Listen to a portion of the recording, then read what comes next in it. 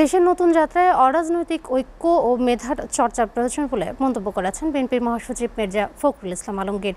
তিনি বলেন, ১৫ বছর ক্রীড়াঙ্গন দলীয়করণ করেছিল ফ্যাসিস্টরা।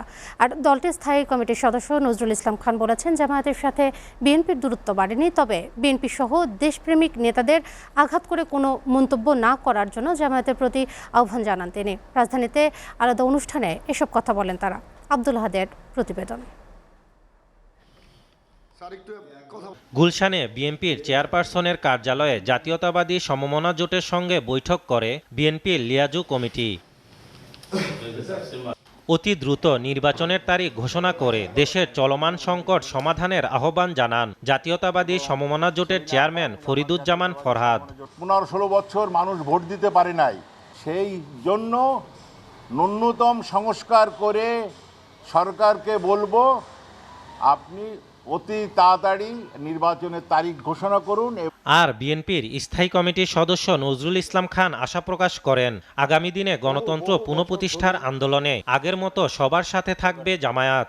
কিন্তু যুগপৎ আন্দোলনে আমাদের সব কর্মসূচি আর জামাতের সব কর্মসূচি একরকম ছিল না, কিন্তু তারা আন্দোলনে ছিলেন। নিশ্চয়ই আমরা আশা করব আর কি যে আগামী দিনে গণতন্ত্র পুনঃপ্রতিষ্ঠার আন্দোলনে সবাই আমরা থাকব, তারাও থাকবে। এটা নিয়ে কনফিউশন নাই কিছু। ধন্যবাদ।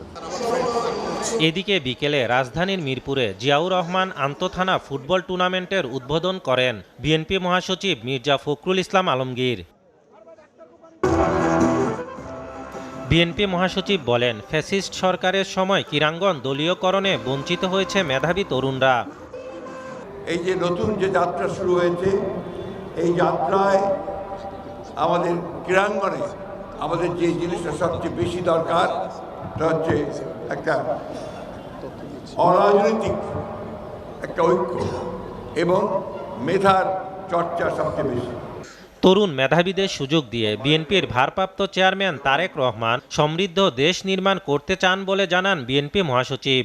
আমরা আমাদের ভারপ্রাপ্ত চেয়ারম্যান তারেক রহমান সাহেবের যে স্বপ্ন, সেই স্বপ্নকে বাস্তবায়িত করার জন্য আমরা একটা নতুন বাংলাদেশ নির্মাণের জন্য আমরা সবাই একসাথে একযোগে কাজ করি।